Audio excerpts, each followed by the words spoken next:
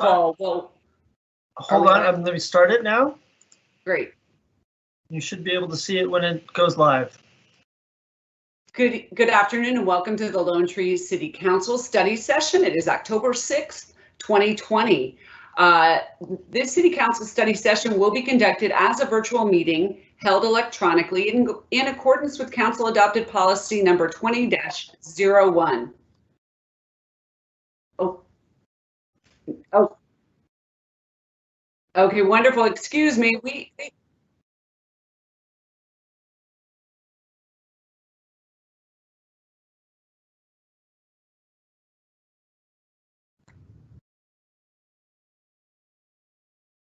Did we lose? Yeah, I'm not hearing anything. Okay. Sorry, hear guys. This is our virtual meeting, so let me just make sure. I'm echoing, so I'm hearing myself twice. Can you guys hear me? We can hear you just fine. You sound normal to us. Okay, well, let me just start this all over again. You're not hearing anything? No, we can hear you. But no echo.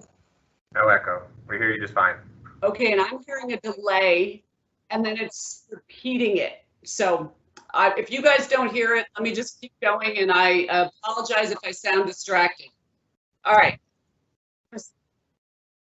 Okay, here we go. Lone Tree City Council study session, October 6th, 2020. Okay. Okay.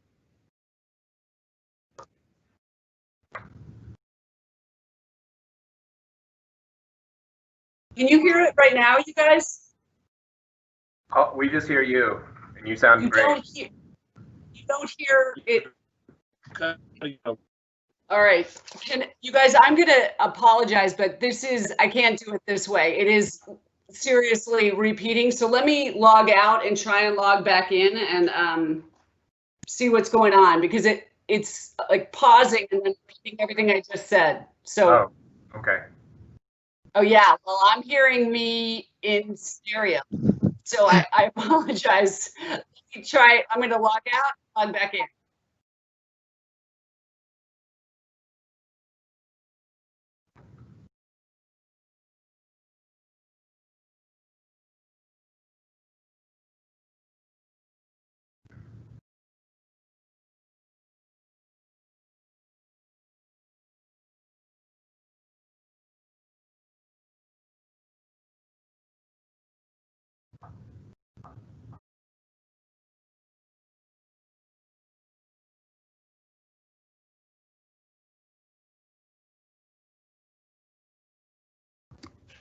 Okay, I'm going to try this one more time. So, good afternoon. Welcome to the October 6th, 2020 Lone Tree City Council study session. This meeting is being conducted virtually and held electronically in accordance with Council adopted policy number 20-01.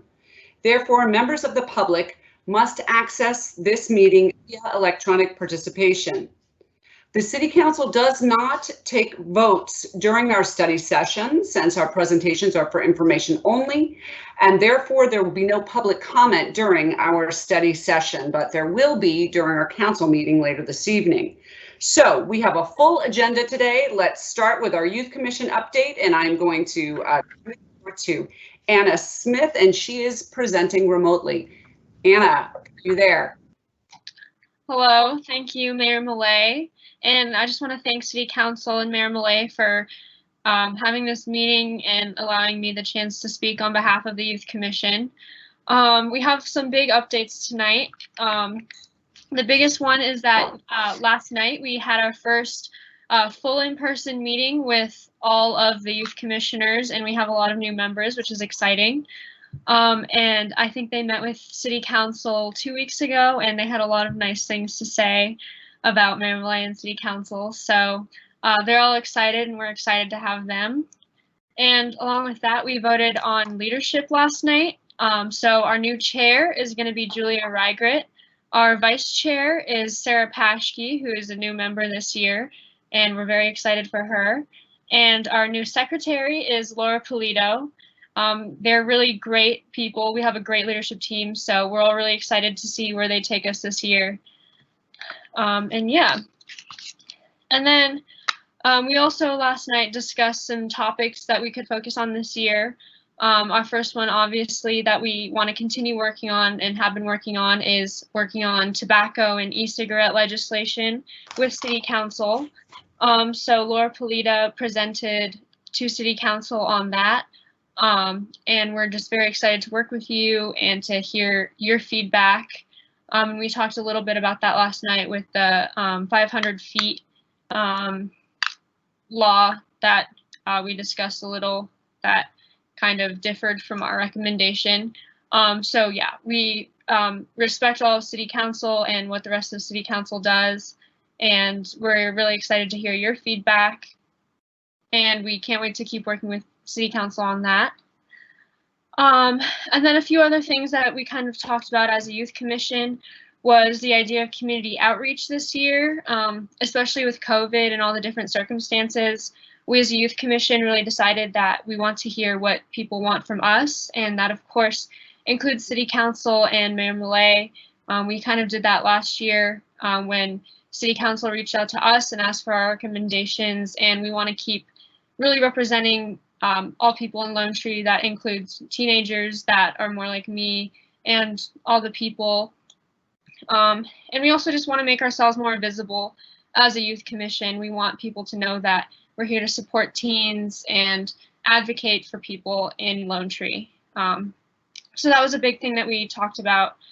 And then we also have two big topics that we kind of considered to be of importance to us in the Youth Commission. The first one being with COVID, we thought that relief for small businesses in some sort of way would be really important for Lone Tree. So that's something that the Youth Commission is interested in taking upon ourselves this year to see what we can do for small businesses in Lone Tree.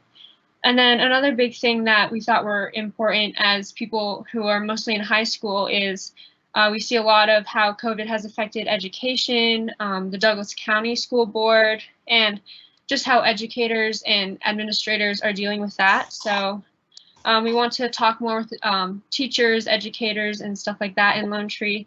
And we also want to help kids in Lone Tree who are struggling with education. So that could be anything from tutoring, working with the Lone Tree Library, so stuff like that. So yeah, those are our big topics. Our leaders, once again, are leading us in great directions this year. And I can't wait to see all that we can get done despite, you know, being in a pandemic. I think that we really want what's best for our community this year. And thank you, City Council. Anna, thank you very much for taking time out of your day and being with us. And I know on behalf of council, we want to say thank you. Please extend our thanks to the entire Youth Commission. And as far as an initiative, what I'd love you guys to start thinking about is supporting the shop local.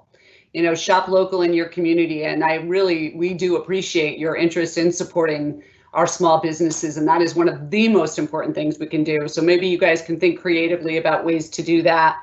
And then the other important thing that's coming up is to vote and make sure that you guys are helping. If you're not old enough to vote, and I don't think any of you are, but you're getting the word out and you're talking to your peer group who are old enough and your parents and relatives, and making sure everyone does get out and make their voices heard. Ballots will be coming soon. So with that, thanks so much, and we will look forward to continuing to engage with you guys. Thanks again.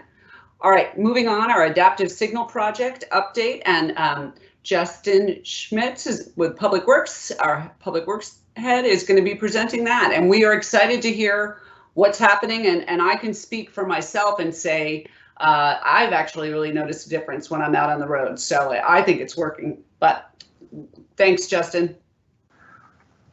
Well, good. That'll make this go a lot better. So that's good. Yeah. So yeah, starting with, I just wanted to. Tonight we're going to present a quick update on really our adaptive signal project. We're going to go a little bit of history and a whole lot of what we're seeing out there now that we have the system operating. I did want to show this picture here. You can see the photo I have up is actually Kyle doing the work out in the field.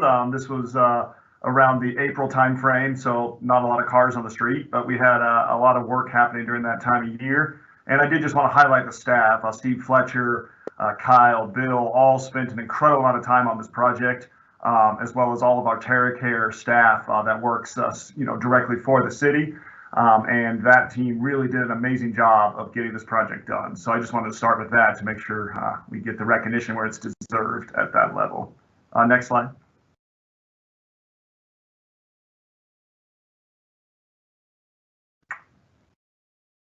Can we go to the next slide? I don't think I can click it. All right, great. So a quick history. I just want to, this project has been a sort of a multi-year effort. It really started back in 2018, and the project started by making sure we had good data that we collected. So the Blinksy device that you can see on the screen here, those were installed starting in late 2018 through June of 2019, and the Blinksy devices were installed and fully operational starting in June of 2019. So quite a while ago. So we have a really robust amount of data to start to collect, and we'll be able to show some of that later tonight as we talk about the before and after that we collected. That was obviously key to start to collect data that we could input into our system. Then we moved to October 2019. The city of Lone Tree did lead a multi-jurisdictional RFP with Centennial and Greenwood Village. We had a lot of coordination, but Lone Tree really took the lead on this effort, and it was multi-jurisdictional, but I would say we spent a lot of time, effort, and staff to make sure this thing got out and got done in coordination with our regional partners. And then in November of 2019 is where we selected Altitude Signal as our vendor for the city of Lone Tree, and we have been working with them ever since. Next slide.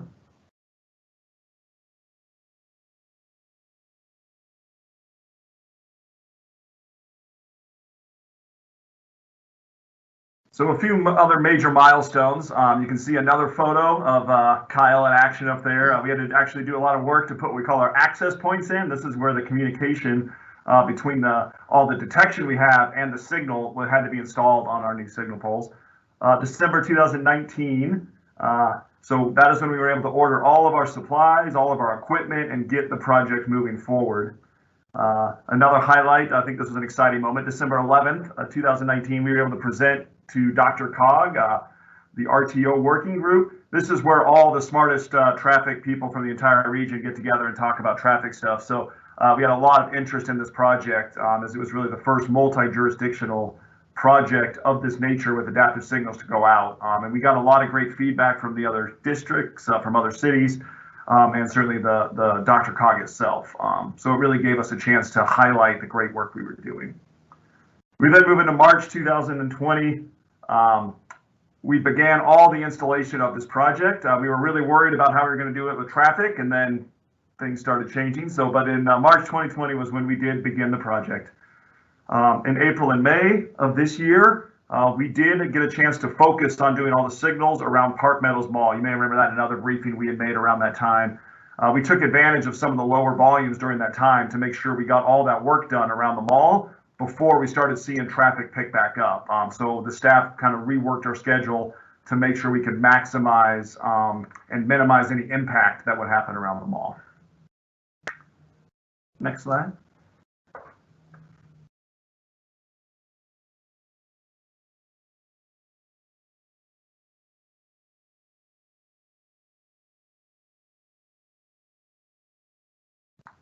So now we're really moving into really the rest when we started to implement. So July of this year, all the equipment had been installed, and we began training and testing of all of our new adaptive system. On August 24th was the day we officially turned on the adaptive system. We worked with both Centennial and Greenwood Village to kind of continue to test and refine the system as we installed it. And as of September 19th, is when all three jurisdictions were complete. So City of Centennial was a few weeks behind just due to some last minute things they needed to get done. But as of September 19th, all three jurisdictions have completed installation, and we are now collecting the full data and have the entire corridor working on the adaptive system. Kind of last note on, obviously currently the staff is working to refine and improve the system. So while we have it operating, we do have staff continually watching it and working with our vendor to make small little tweaks to make it better. As we joke, whenever Seth gets a red light, we try to go tweak that and make sure it gets green. So You got that all wrong if that's the one you're worried about. So it was just a joke. We are I working. know. We're working to find ways to continue to improve it, but we have actually been very impressed with the system. And now I'm going to show some data that really kind of highlights. I think I've got so much data now. So for a traffic guy, this is so exciting. I tried to break it down to a few digestible things we're going to talk about, but I have so much data. If anybody wants to talk about it in more detail, we'd be glad to. But moving on to our next slide, I wanted to really highlight some of the really the actual things that the project did. And this is what the staff with the city of Lone Tree just did an amazing job of. We installed 100 in-ground detection pods. That may not, each one of those requires a core in the asphalt, sealing. We have to make sure they're placed. We got to make sure they're communicating. And if you can imagine, you're putting 100 things that are supposed to communicate in, technology sometimes has to be checked. So many of those had to be tweaked, refined, but we do have all 100 of them currently operating the way they should be. And that took a lot of work and effort by the team. It was a huge accomplishment. A lot of times cities will use a contractor to do this, and it'll take them a significant amount of money as well as time to do that. We were able to do that all in-house with our staff. In addition, we installed 34 new GridSmart detection cameras. Those are the cameras that I'll show in a minute. You can see some of the really cool stuff that they're providing the city. They're also what we got a lot of questions from the public about, right? Why are there these new cameras all over the city? They kind of are, if you see them, they're about 8 feet to 10 feet above the signals. The reason is that allows us to get a good view of every approach to the intersection and get all the data that we need to collect. But certainly the people driving on the street were wondering kind of what those were, and we've been sharing that with the community as well as putting out advisories to make sure the community understood that it's really a benefit to them. It's collecting traffic data and making the traffic system better. Two more things. We had to install the access points I mentioned earlier, so drill into the signal poles, reattach everything so we could communicate with our between what is in the road and the signals. And then we also had 21 intersection cabinets that were updated with new cards and updated technology. So again, for any size of city, this is a massive project. And so I think it's really exciting that the city of Lone Tree was able to complete this project and do it with our in-house staff. So now I think the next one, I got some fun pictures to show. So this is what we can see on the back end. So all of our, when we were actually looking at our GridSmart cameras, this is all the data that we see back behind the TMC has, and we can pull up any intersection pretty much that's on our system now. We can watch it in real time as well as see what volumes we have. It's also collecting data behind it that allows the signals to operate and change at any point in time. And you can see, again, the reason we put these cameras high is so that they can see all 4 directions at once. The next 2 slides, I have a little closer view of these cameras so you can see them a little better. So, for example, this is our Yosemite and Lincoln. So this is the camera. You can see if you look at the very bottom, you kind of see Heritage Hills sign right there in the corner. What this is doing is providing us with, again, real-time data. You can see it even shows which signals are green, which ones are red, which movements are proceeding. And each one of these boxes that you can see are where it's detecting. So every single cycle, all the time, these cameras are detecting how many cars are coming in to each one of these movements and exiting it, and then also detecting when there's no more vehicles within that zone, allowing us to create maximum flexibility in our signal operations. You can see the boxes that are also kind of just in the purple area. There's a few little boxes. What that's doing is showing, again, where cars have continued to clear the intersection and move beyond, as well as tracking some of the speed that they're moving at. All this data is what it's analyzing behind the scenes to allow our signal to continue to operate.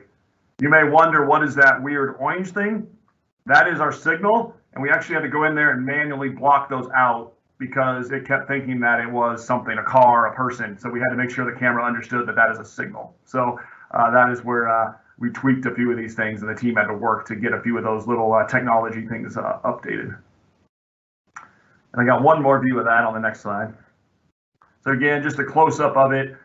Again, you can see here we have it all red, so all 4 directions are red at once, and we can start to detect if there were pedestrians in here. There weren't during this particular camera view, but we can also pick up all the pedestrians that are moving through the intersection. So let's see, now we want to talk about some of the results we've seen. again, this is where we have more data than we could possibly explain right now. And so what I have here is really a quick chart just showing all the data that we collected. And what you're seeing here is the comparison between two similar weeks, right? So basically September 22nd through the 24th of this year, and the same time frame, Tuesday through a Thursday in 2019. There's a lot of numbers on here, but I really want to highlight is our percent reduction.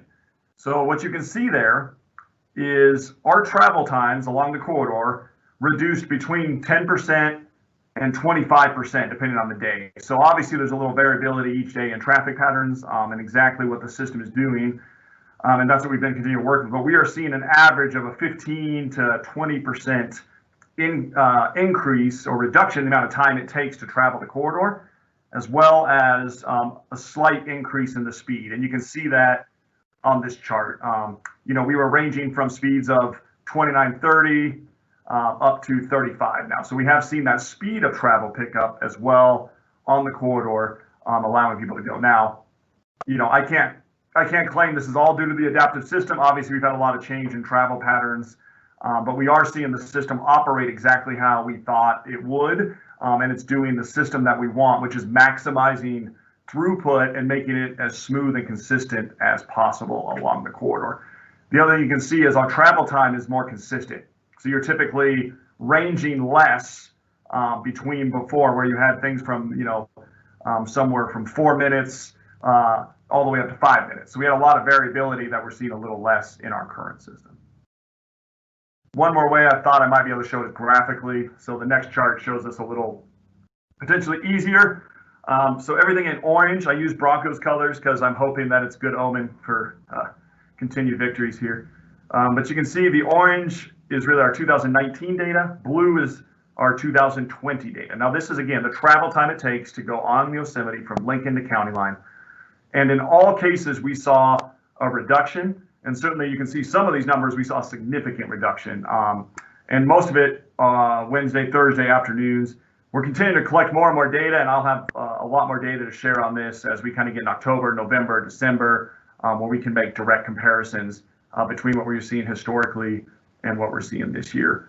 But these are great trend lines. And really, when you're seeing a 20% reduction in travel time on a corridor that wasn't at capacity, right, like Yosemite, we're really seeing a big benefit to the network, as well as air quality improvements as people are able to move through the corridor without having to stop as often and idle as often. And then what I want to talk about next was just a few next steps, and then one more thing that we're getting. One thing we are getting from the system is an incredibly enhanced ability to provide traffic counts. So again, what we get from the system is we can get through movements, we can get left turn, right turn movements, we can break it down per 10 minutes, 15, an hour. What that does is provide us a lot of flexibility to work with our community partners on potentially future funding needs for transportation, as well as how we continue to operate our system more effectively, as well as working with our businesses. We get a lot of questions. How many people travel this corridor? We can give this data directly to them. So I'm really excited about having that much more refined and enhanced ability to provide that. In addition, we're going to be working with Douglas County on our updated holiday traffic management plans. We already started that process, and we're working to see how that adaptive system is really going to enhance our holiday traffic management plans as we get into the November and December season. And finally, we continue to refine and test our system and look at ways we can continue to make certain movements work a little better. And the last sheet I wanted to show, this again is more information than you'd ever need, but I just want to show what we're getting from the system. So you can see here, this is Yosemite and our West Mall entrance. This is, for example, a 15-minute breakdown of every single traffic movement that happened, every left turn, right turn, going northbound, southbound, eastbound, westbound, and the total volumes. What you can imagine the power this gives us is we can see exactly how many cars are leaving the mall or entering the mall during certain times of year, and it provides us an incredible amount of power and flexibility to modify our system to make sure we get people in and out of there. And other times of year where we see more people on Yosemite, we can then provide that time to Yosemite. And again, I think the investment that was made in this project has really allowed us to be flexible. And I think in 2020, traffic patterns have continued to kind of modify and change, and flexibility is more important than ever in our transportation system. And so we have seen that ability already as we've operated this to continue to enhance that. So again, I have a ton more data. I can be glad to share any of it in detail later on, but I tried to break it down to something that was at least digestible today. But certainly open to any questions or anything that council would like us to look into further. Thanks, Justin. Thank you, Justin. The only comment I would make, and I know it may not be important from the Public Works perspective, but that there were a meeting of the 3 mayors that happened in 2017 in Greenwood Village and in Lone Tree and in Centennial. And this is one that came from the elected officials. So sometimes we actually do good work that results in great projects for people. So you know, I'm very excited about it. I'm curious to see if council has any questions, and given our format today, I'm just going to call on everyone individually to make sure their voice is heard. Our Mayor Pro Tem Brunick, any questions on this or thoughts? No questions, but I am interested in, you know, and I don't know how we try to quantify the difference in the traffic pattern given the, you know, because it's hard to know how to interpret those numbers, knowing that we are seeing less traffic, or at least we assume we're seeing less traffic. Right. So, you know, just I don't know if there's something that we could be looking at to try to some level of indicator so that we could assess that for this time period. That's probably a lot to ask. I think it's a valid question, something we can look into. You know, I think a lot of the region is trying to look at how do we model our traffic right now based on historical versus what we're seeing. So I do think, you know, we're having some of those discussions at Dr. Cog, and we can certainly see how we can kind of continue to incorporate that, because I agree, it is a challenge to compare year to year right now. Yeah, absolutely. Thank you. Thanks, Kath. Okay, Councilmember Shaw, any thoughts? Yes, and thank you very much for this update, Justin. It's great work, and I'm so excited. I think one of the places where I see a change is when you're making a left turn from Park Meadows Center Drive onto southbound Yosemite. It used to stop you right at the far end of that bridge. Mm-hmm. And now lets you go all the way to Park Meadows Drive. So there's more area for cars to, you know, sort out if they're going right, left, straight, whatever. And it's I think that was somewhat of a bottleneck that is less so, even with less traffic. And to an email that you and I had about possible influence on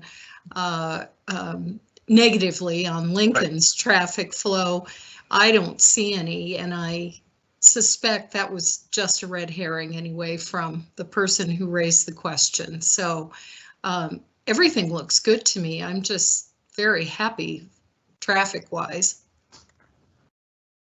Great. Well, when we want you to be happy regardless. So, but you did qualify it with traffic, but well, that's all right. All right, Councilmember Carpenter, do you have any comments, thoughts? Yeah, no, it's great to see, obviously, with the volumes being a little different than they are. It's going to be, I'm curious to see how, once we do get back to some kind of volumes that we saw historically, that how the adaptive technology kicks in and just improves the flow. So, you know, as we continue to collect the data, I think, you know, I'm starting to see more traffic now than I was certainly a couple months ago, and so I think that will continue. But it's great that it's collecting all of the data with, you know, with less traffic, and then seeing what the impact is once we have historic volumes. Thanks, Jay. Mike, Councilmember Anderson, any thoughts that haven't been asked yet? Nothing really special. You know, great to see that the project is completed. I think to Kathy's point, in terms of understanding, it'll be interesting to see how the Christmas traffic goes at the mall. And to the extent that we're anticipating that and thinking about how we can demonstrate that after the holiday season with our residents, I think will be very important. Great. Thanks, Mike.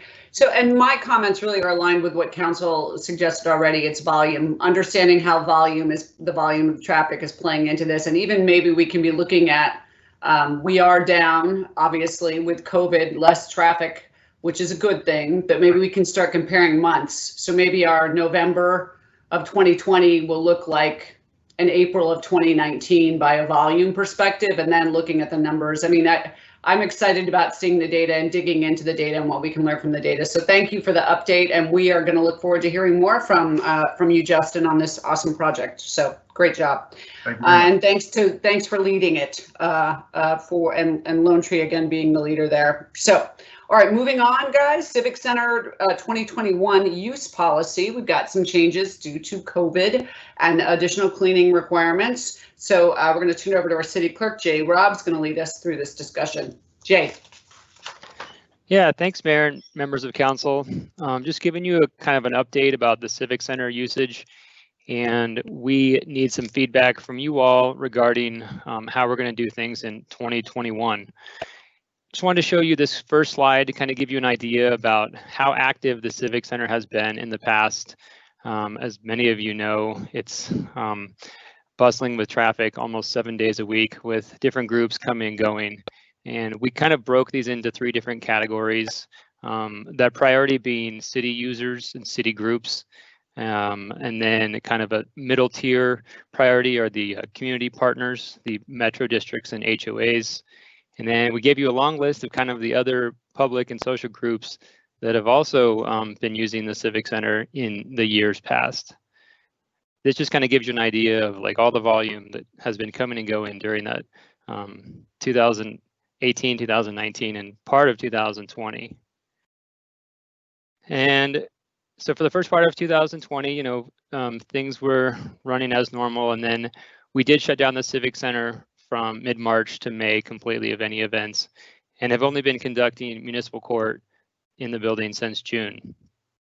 We are getting some interest from community groups about, when are we going to open again? And we've been checking in with them on a monthly basis. And so that's kind of what we're here tonight to talk about. Some of the challenges that we'll face are the limited capacity for the different rooms in the Civic Center. We see now that the suggested capacity for room A, which is the closed off meeting room where council has dinner on council nights, is now restricted to 8 people, and the open carpeted room B, is reduced to 10. And we're also faced with the need to clean the facility after each use. And these are kind of multi-hour in-depth cleanings that we're conducting every time after municipal court. And so if we're going to open the building to public groups, we're also seeing the need to have less groups come through with the opportunity for cleaning staff to get over there and clean the building each time. Some other recommendations for public groups to use the building will require them to follow the health screening and temperature checks. For contact tracing reasons, we'll have every individual sign in and meet the face covering and social distance requirements. And the city staff is proposing that we start charging a cleaning and rental fee for 2021. And that's for the quasi-government groups and the public groups. Here's what the fee structure will look like. And you saw this information in your staff report, but we're recommending that any group needing the building for under 4 hours would be charged $75 for cleaning costs and administrative costs for staff. And anything beyond the 4 to 8 hour mark would be $120 per room. And again, we tied these costs to the cost of cleaning that we're currently seeing. And we also did a comparison to what the Lone Tree Hub is currently charging as well.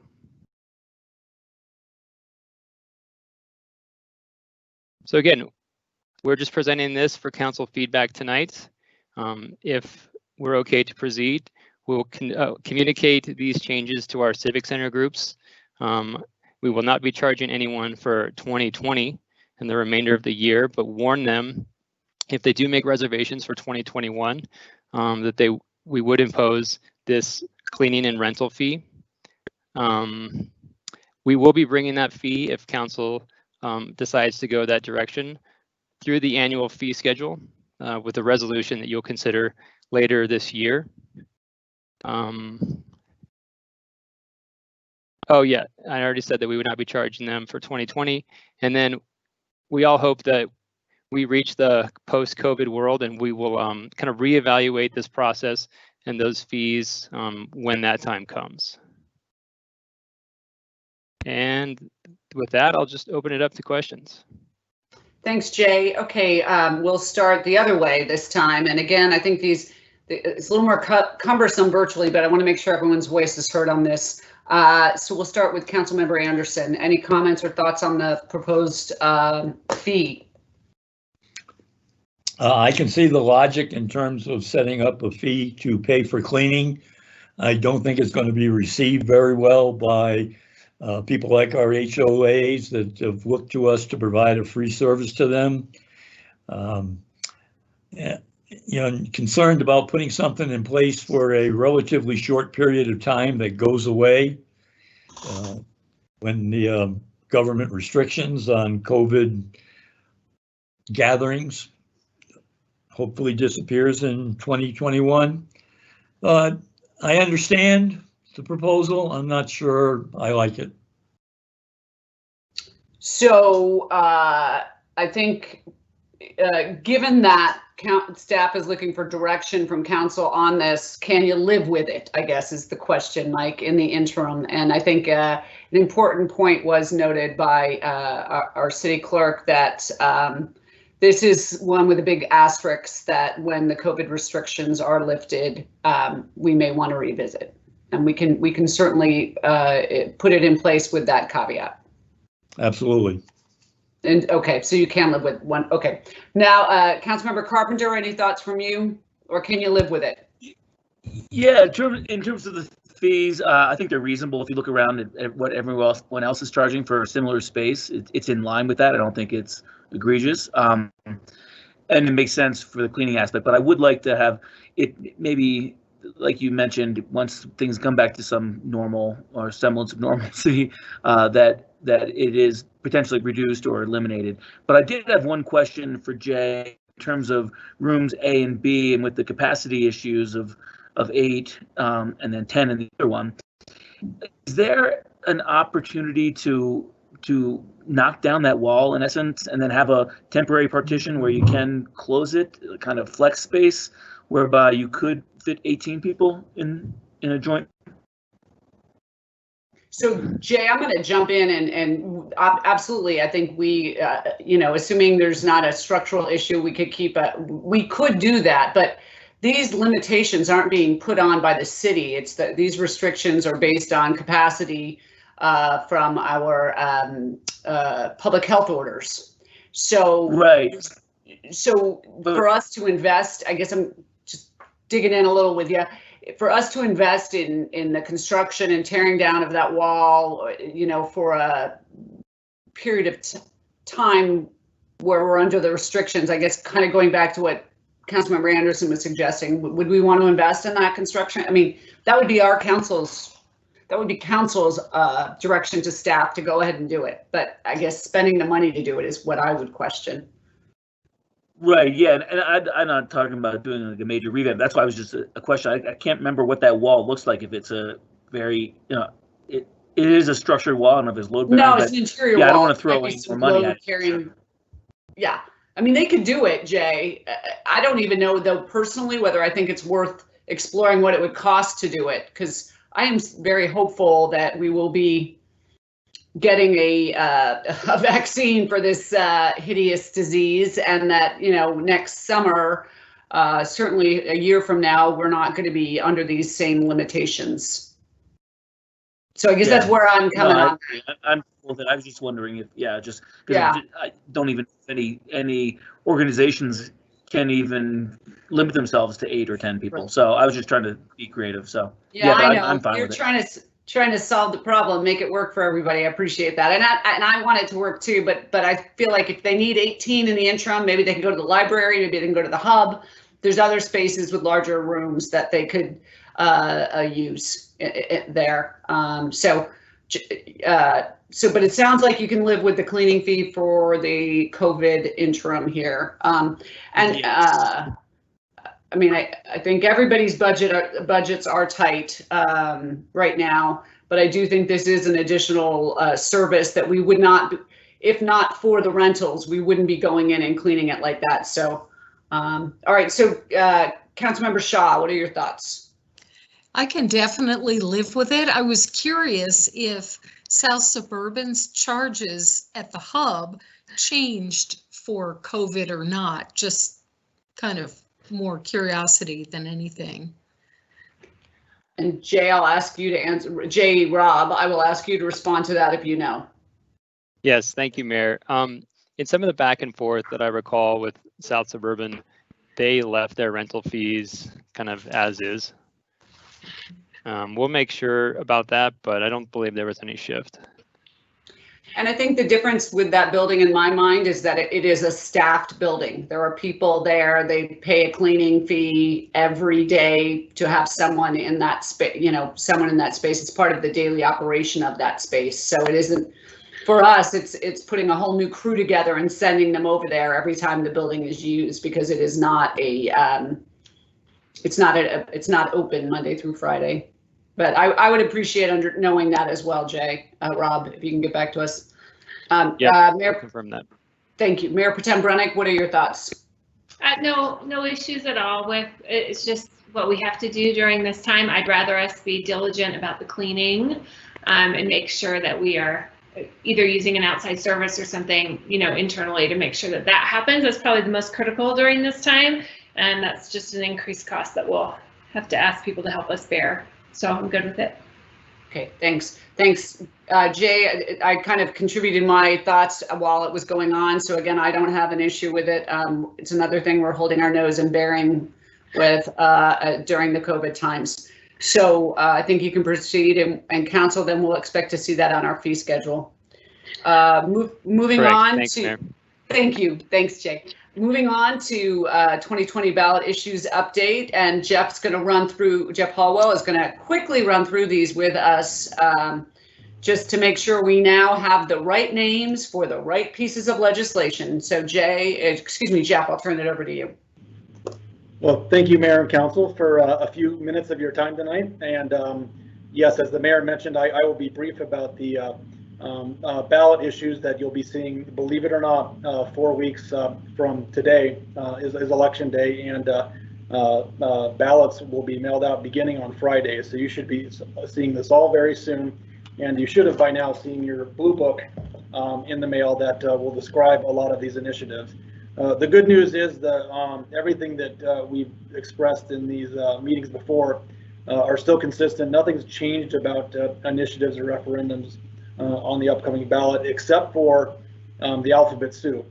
There are new names and numbers associated with it that you didn't see before. So that's what I'll run through in this presentation, so that you're aware of what they are and what order they're going in the blue book. I will add one clarification. When you see the words amendments and propositions and numbers and letters, an amendment is a change to the state constitution. A proposition is a change to state statute. When it's lettered, it means it was legislatively referred, which you'll see in this very next one. And then when it's numbered, it means it was citizen initiated. So there is a rhyme and a reason for what you see.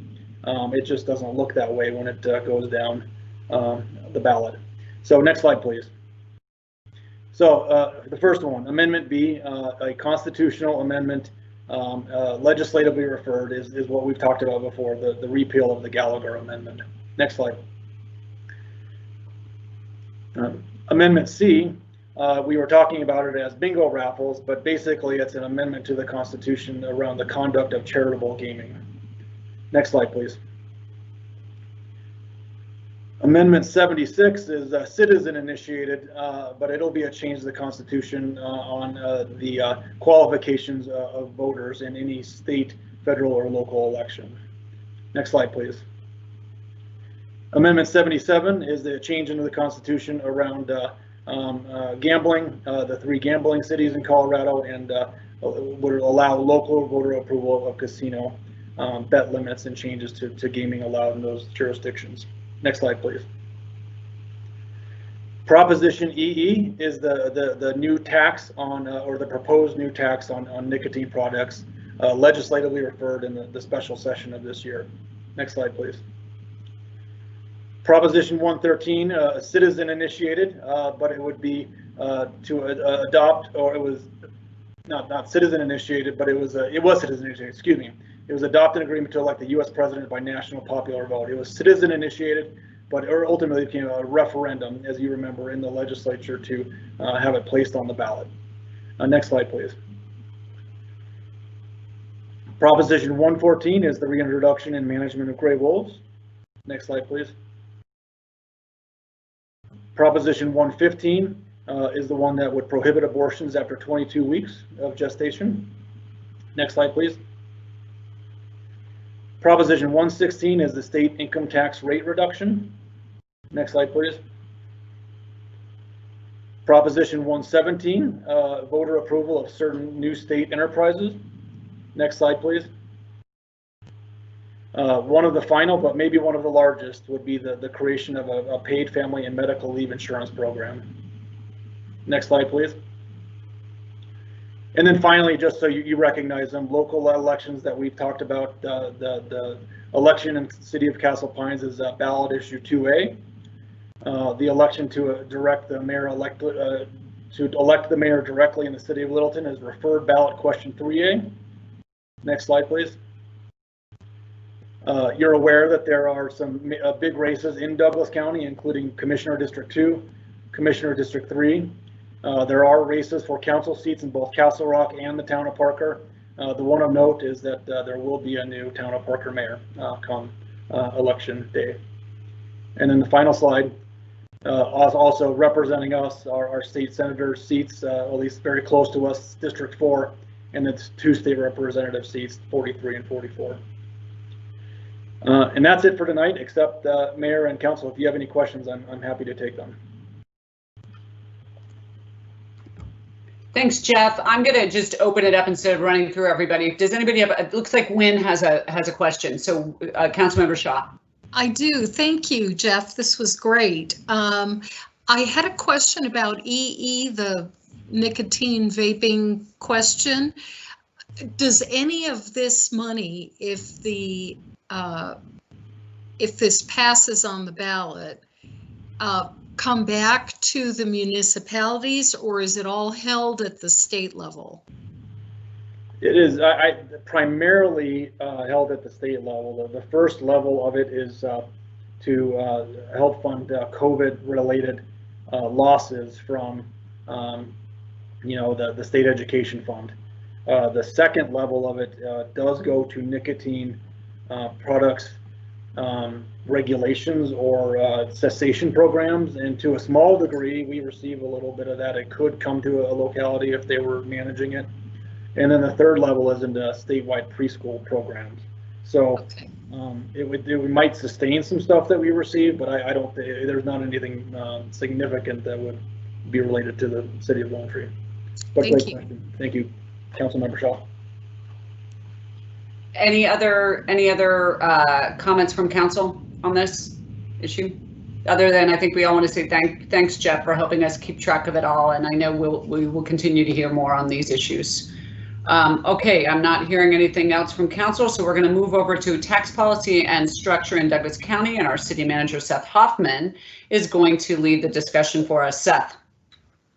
Thank you. Happy to give this presentation. Really just want to kind of give some background, and we'll share this slide deck via email because it'll have some numbers I think that you may want to refer to. But as we're interacting with county commissioners or other partners, it's good to have kind of this background as we move forward, especially as some of these some of the taxes in Douglas County start expiring soon. So go ahead and go to the next slide. We'll jump into it.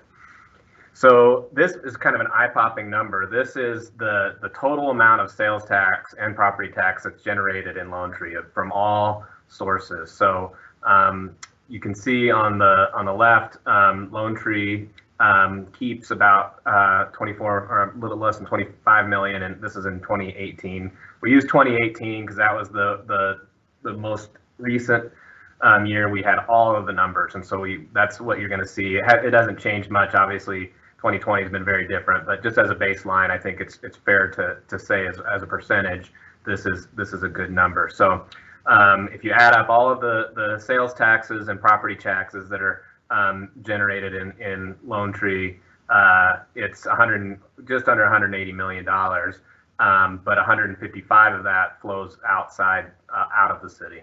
We'll talk about how that breaks down. Go ahead, next slide. So, but just as a quick reminder, and this is a great visual, that our sales tax remains low. That's part of the reason for that relatively small share of that bar on the previous slide, and some of that goes away obviously in a few years when our art and rec tax, the 3.125%, goes away here coming up in about 2 years. Okay, next slide. So how the sales tax, the gross sales tax that's generated in Lone Tree is, of that, what we just showed you on the previous slide, a good chunk of that, 93 million, is just generated in sales tax. That's a huge number, obviously, for entities ranging from, Lone Tree there on the left, that's us in the light green and darker green. In the middle, the state of Colorado hauls out $40 million just from Lone Tree. And then RTD, 13 million, and it's not a coincidence since Douglas County also has a 1% tax. They collect the exact same amount. And then you can see SCFD, which got lost on my slide, but it'd be a tenth of the it's a 1.3 about. And that one is a little different because obviously we do see that money come back to us in SCFD grants, and obviously there's lots of things that all these jurisdictions do for Lone Tree and for our residents, but clearly not a one-to-one give back. The best one probably is SCFD because they do give us a relatively significant grant back, so we see some of that money come back.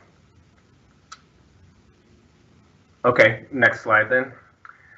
And then in property tax, that's interesting as well. So right now, the assessed property value is 767, just under $768 million.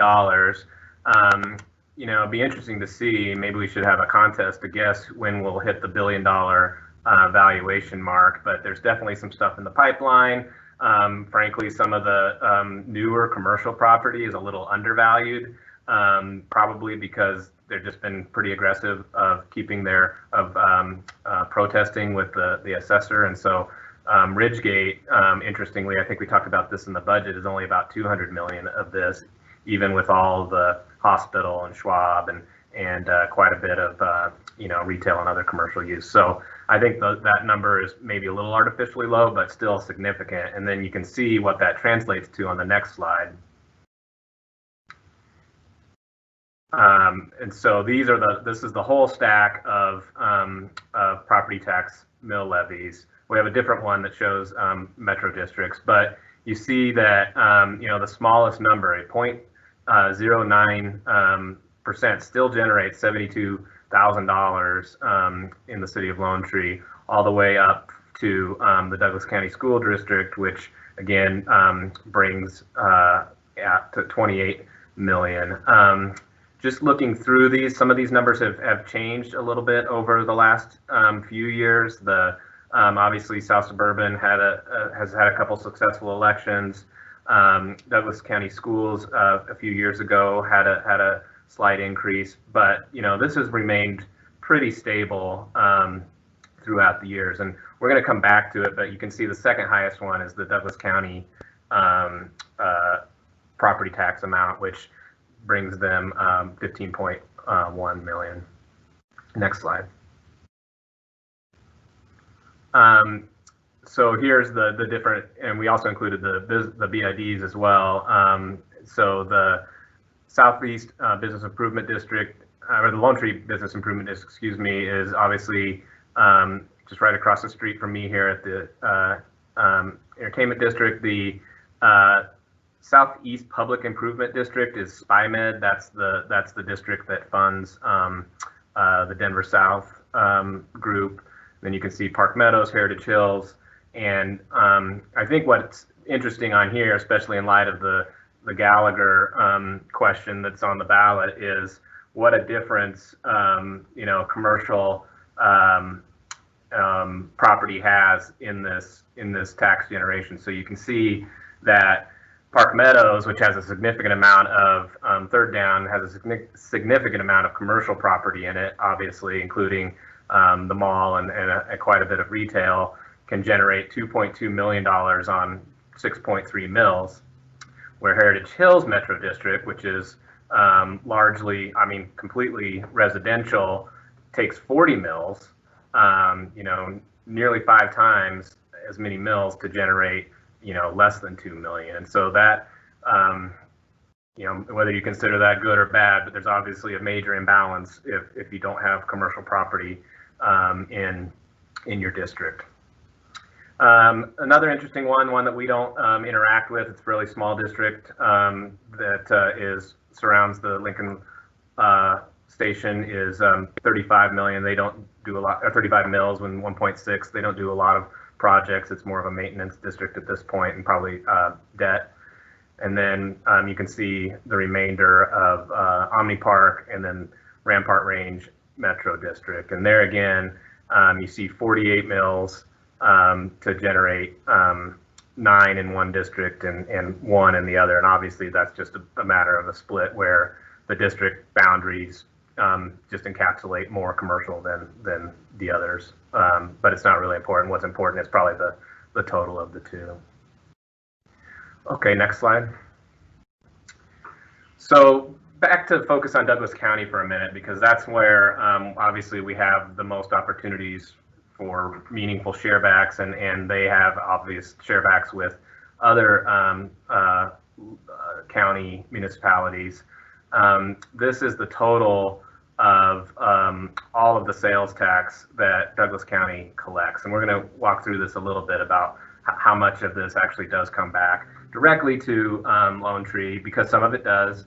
And also there's projects that the county completes within the city, or that partners with us within the city limits, although they do that with other cities that they also share back funds to. So this is where it reflects last year's change of the 0.13 of the Justice Center tax. That was only a year ago. That seems like a long time, but where the roads, where that was going to sunset, so it was transferred to dedicate to roads.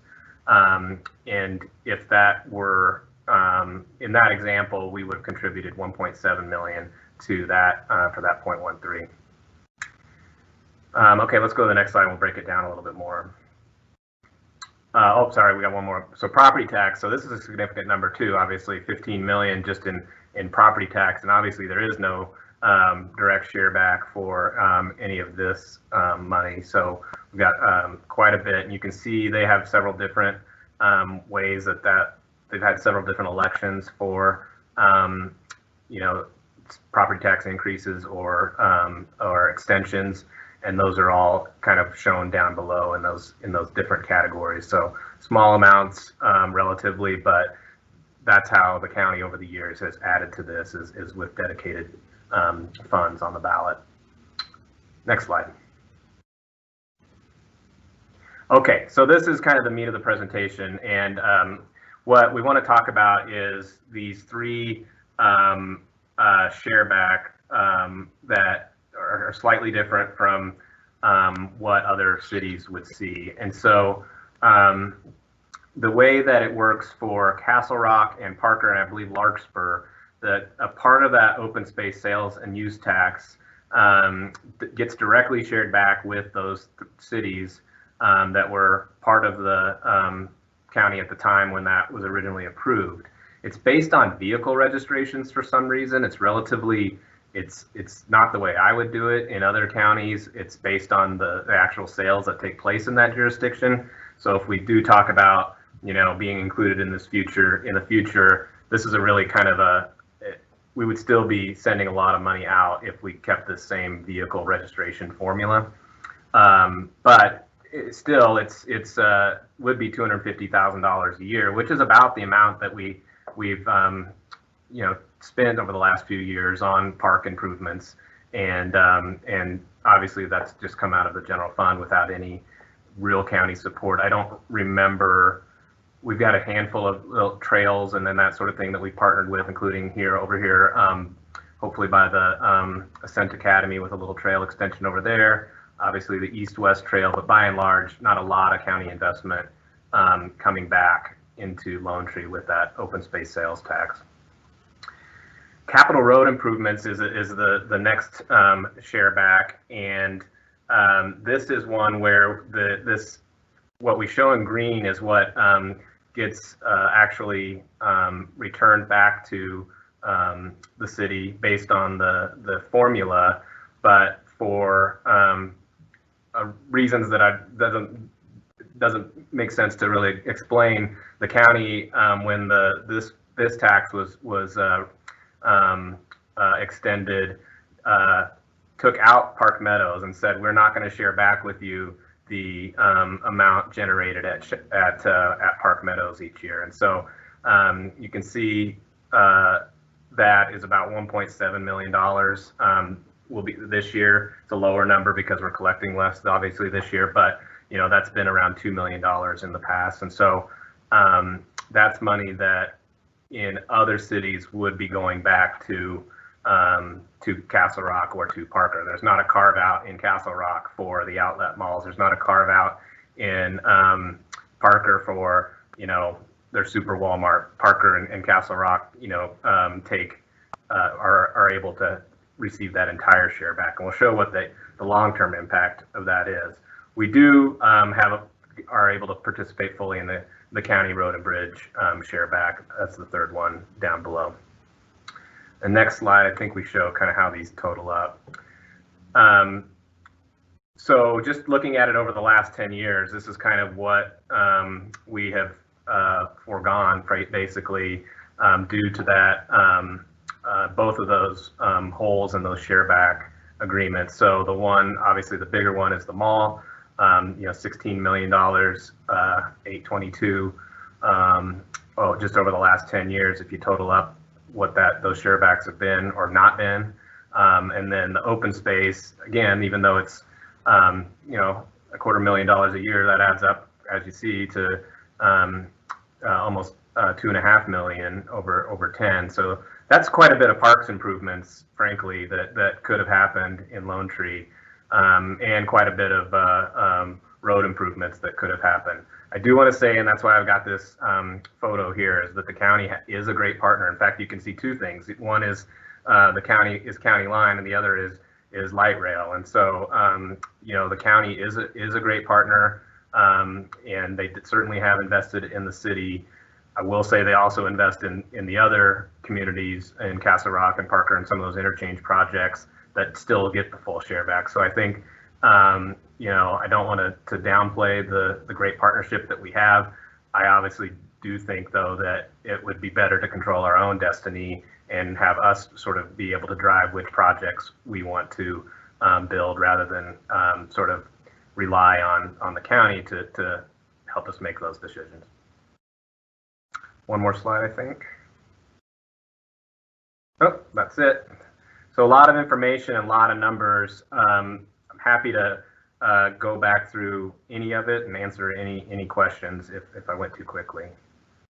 Seth, that was a great presentation, and I love that last slide. It's beautiful. So I'm going to, this was a lot of information, a lot of very important information, and I think as we look to the financial future of our community, I think understanding what money is generated in the city and where that money goes and how it's shared back, and I think is really important. And I think we are going to have some, as we expect to have some very important conversations with our residents about what is happening in our future. I think we're going to be having them with some of our municipal county partners as well. So I will start the opposite direction with our Mayor Pro Tem, Kathy Brunick. Do you have any thoughts, questions on this presentation?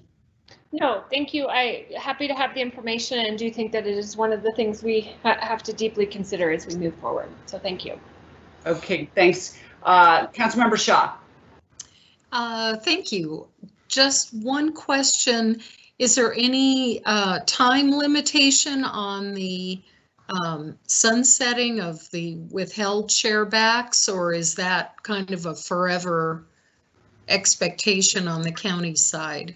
No, and Kristen, help me with the road and bridge one while I talk about the open space. So the open space, it expires in 2023. So there's actually discussion right now about, getting that put on the ballot probably next November to give themselves two shots at it, would be my recommendation.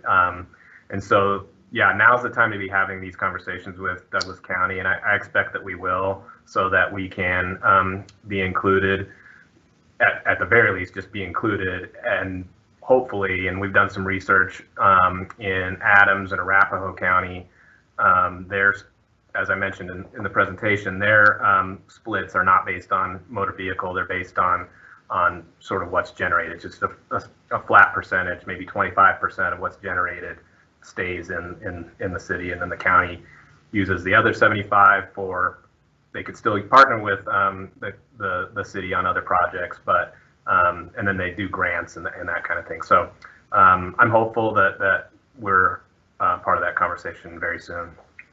And Kristen, can you help me with the sunset on the other one?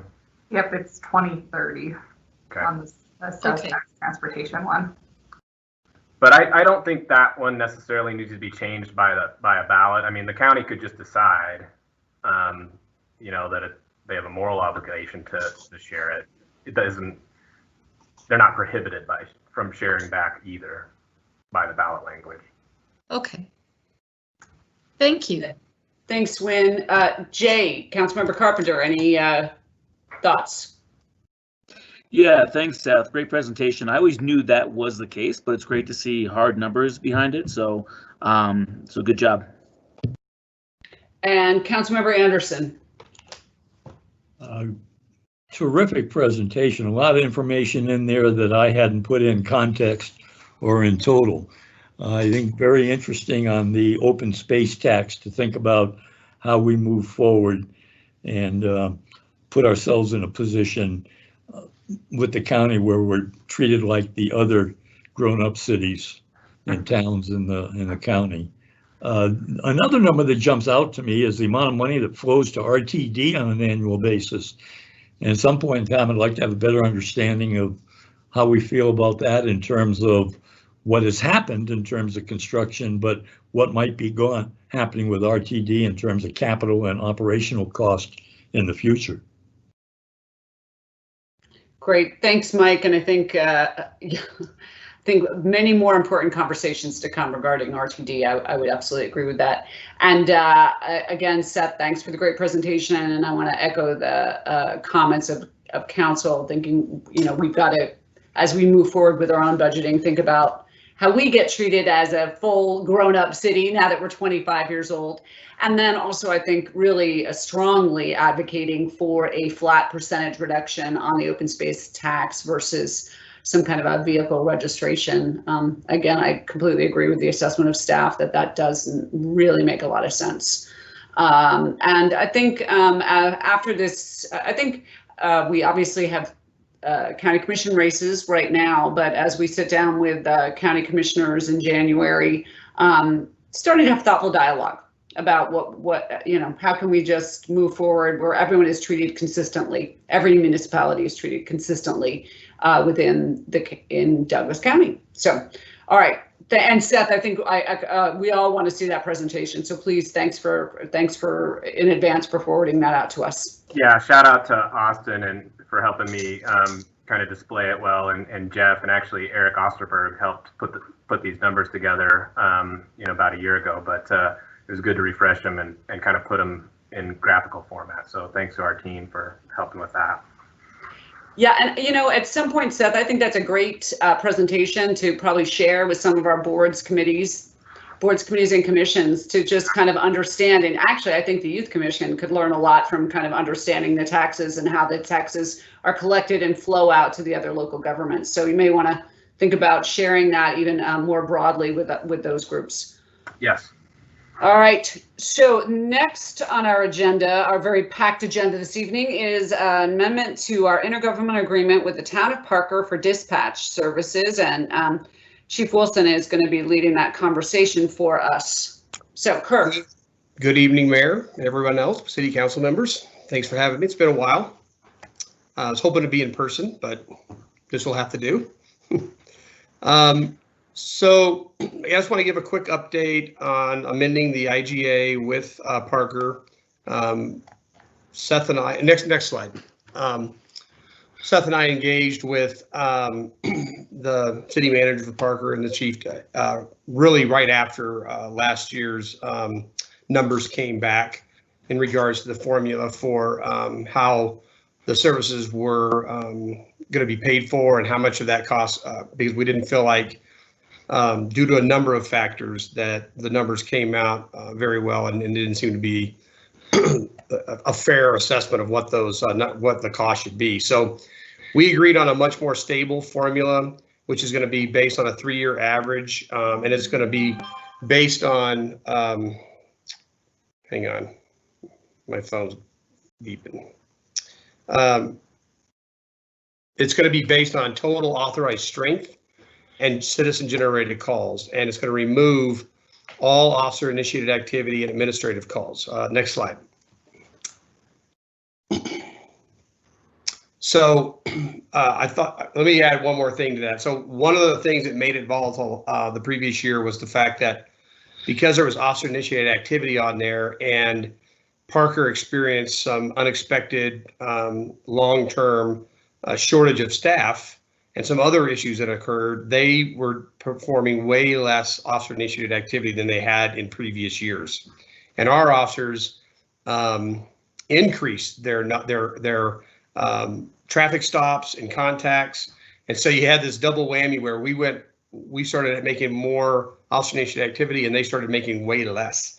So that's what caused the disparity. And the reality is those officer-initiated activities don't impact financially anything to do with the dispatch center. It does cause a little more work, but it doesn't. You don't need to add personnel. You don't need to add anything to the dispatch center to still function just because the city of Lone Tree is making more traffic stops or contacting more people. So just wanted to clarify why we changed the formula and why it was volatile last year. So it'll amend. It also amends the dates for the budgetary reporting each year. So the final budget to be reported will be by August 15th. And that it changed that from the preliminary budget August 1st.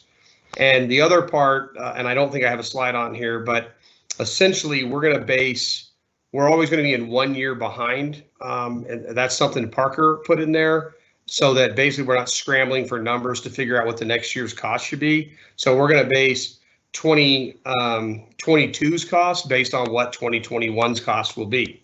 And then during 2021, we'll start to formulate what 2023's cost will be. So we're going to have a 1 year lag on using that formula to the total cost. Does that make sense to everybody? And that's of course to our benefit. Did you have a question, Mayor? Nope. Okay. Next slide. And then, so this reduced the calculated cost of the IGA from 43% of the total cost to 38%. Which is essentially what we were at prior to this anomaly that spiked it to 43%.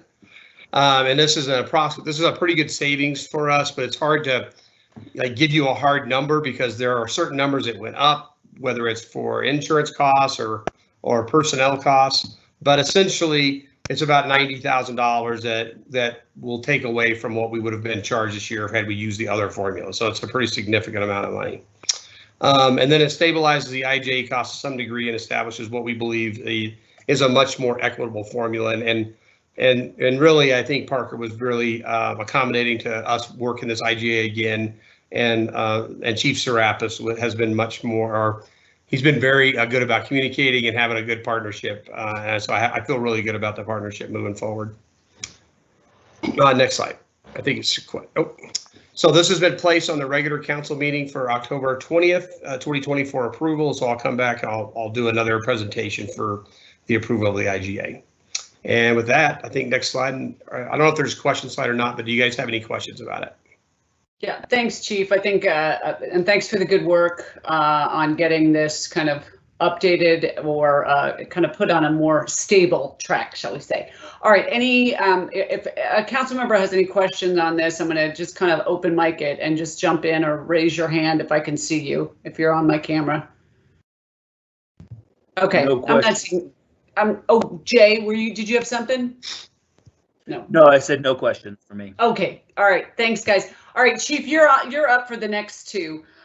We've got two kind of more unique items on our consent agenda this evening, and so we wanted to give council an opportunity to understand them a little bit more since they are on consent. So the first one is a discussion concerning a resolution terminating the Regional Hazardous Material Board of Arapahoe/Douglas counties. I'm not even going to try and pronounce that acronym. And so we're doing away with it, and we're saving a couple $1,000s. So Chief, go ahead and explain this one. You bet. We go ahead and go to the next slide, please. So I'll just give you a little background. So this was created in 2003, and it does have to do with complying with state and federal laws in regards to being able to respond to hazardous material incidents. But things have changed drastically between the two counties and what resources they have available to them. And in South Metro's, their extent of where they take over. And so the board determined that they didn't need this group anymore. And so they're parting ways. It's not that they wouldn't partner if they needed to in the future, but there's other ways in which we can handle these hazardous materials. So South Metro is our primary responder for hazmat incidents. Douglas County is our primary response for criminal-related hazmat incidents, and that is part of our partnership with Impact and other teams that they have over there. It's SWAT team and things like that. And then we're also a primary responder for, like, if there's a traffic accident, we contract with a tow company. They'll help clean up all the debris. The fire department will come in, and we make sure that all the hazardous materials are taken care of in whatever manner they need to be taken care of. And so we're still covered with what we need, and we can still, through mutual aid agreements, still call for assistance. South Metro can ask for assistance if they need additional equipment for hazmat. So there's no fall off, and quite frankly, we haven't. This has actually been, I think it was dissolved in 2019, at the end of 2019. So we just are getting to the point where they wanted to sign it and make it final. So, and with that, next slide, and any questions about it? Okay, and again, this is just something a little off the brand in our consent agenda. So this is just an opportunity if anybody has anything. I think it's pretty straightforward. So unless I hear from one of you, we're going to move on to the next item, okay. Which is also Kirk Wilson, and it's a discussion concerning a resolution approving a grant request supporting peace officers' mental health. And I know we kind of had a little bit of a hint that this might be coming to us. So Chief, why don't you walk us through this one? Okay, and if you just go ahead and go to the next slide. So in 2017, just a little background, the governor signed a bill concerning mental health support for officers, which established a grant that's administered out of the Department of Local Affairs. And it provides funding for two pretty broad categories. So on-scene response services to support peace officers' handling of persons with mental health disorders, and counseling services to peace officers. There's a couple more pieces to it, but it doesn't really apply to what we're looking to do. So these are the two things we focus on as far as the categories. Next slide. And so what we're looking for is on-scene response services to support peace officers. So, things when we're dealing with, people in crisis, mental health issues, maybe transients, things like that. We're looking to use the grant to get resources. I'm not sure what that's going to look like, because I know that'll be the next question, but that's part of what the grant is. And then counseling services to peace officers. assistance for development and implementation of policies, policies to support peace officers, and then training and education, and then just to help bolster our peer support programs. Next slide. And so the application is for $11,400. So it's not a huge amount of money, but what it's really going to do is help us further some programs that we've already been working on. Like we've been trying to improve our peer support program, improve the ability of officers to reach out and go get counseling anytime they want to, no questions asked, and not have to go through a second party to get to the counseling. And then we have some other, I think, things that like Sergeant Joe Dealin and Detective Jones and Jennifer Roger Flynn, they're all part of the wellness team. And so they have things that they're working on. They want to be able to have some funds to be able to provide to the officers. And then we'll work on, I think we're going to continue our partnerships with the county, obviously, for mental health response. But there'll be other things that come up throughout the course of the year that we can use this funding for it. That way we don't have to use other funding available from the general fund. So the grant must be applied for annually. It's due, I think, in 2 weeks. So we're right at the due date to get it in there, and it's first come, first serve on the funding. And next slide.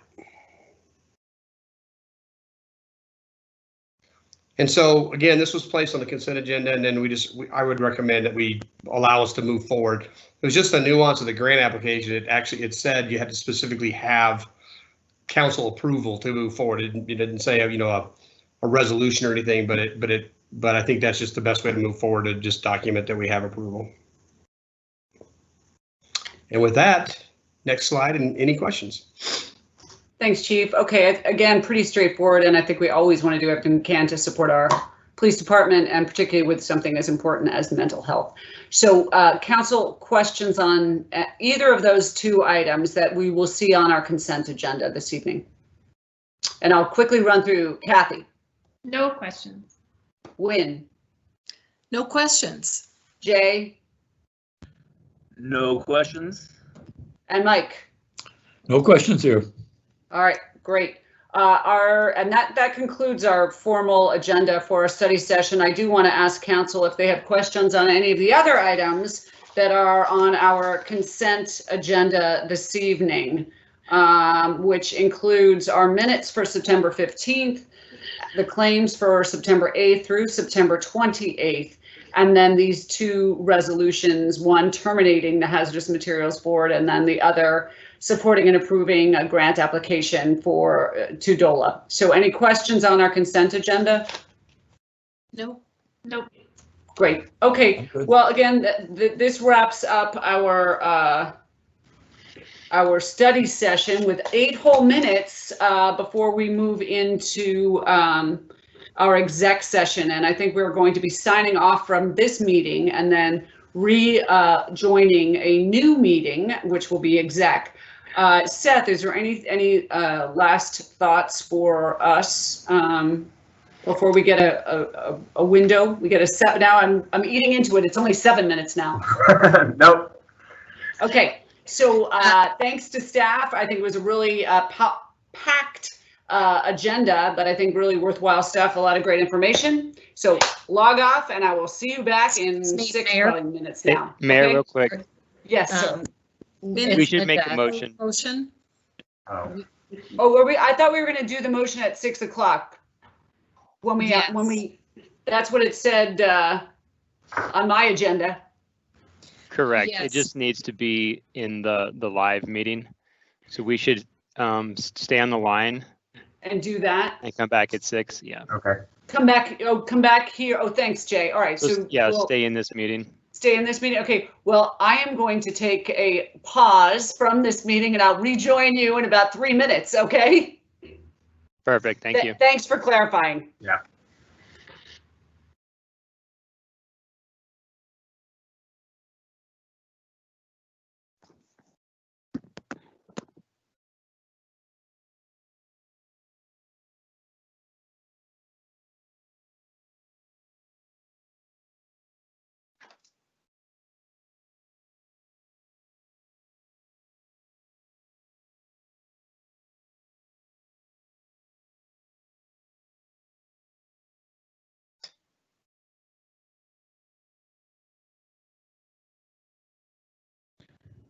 Not trying to make anyone jealous, but the view is a little better than the Art Center normally.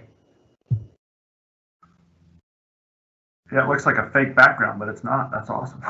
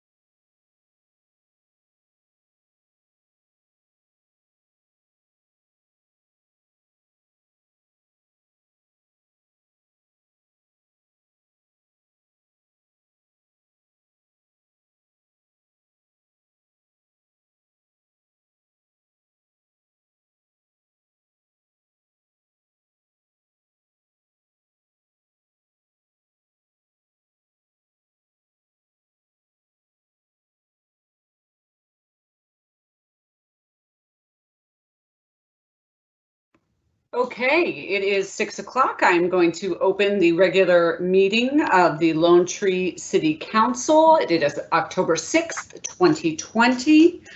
I will ask our city clerk to call the roll. Council members: Anderson, Present.